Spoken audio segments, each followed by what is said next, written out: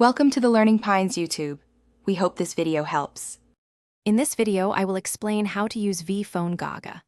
First, you'll need to download and install the application from a reliable source. Once installed, grant all the necessary permissions, like access to your storage and network, to ensure it runs smoothly. After that, simply create a new account or log in with your existing credentials to begin personalizing your virtual phone environment. Now, let's dive into the core features.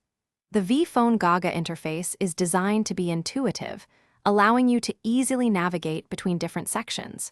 You can install and manage various applications just as you would on a physical device. Don't forget to explore the customization options to tailor your virtual phone settings and appearance to your liking, making it truly yours.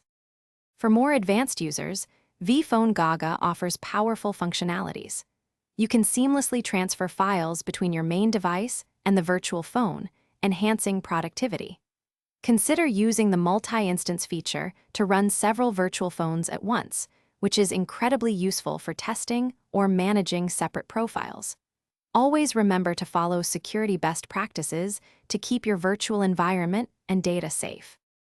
Finally, let's cover troubleshooting and support. If you encounter common issues like network connectivity problems, simple solutions are often available within the app. The In-App Help section is a great resource for frequently asked questions and detailed guides. For more complex problems, don't hesitate to reach out to customer support.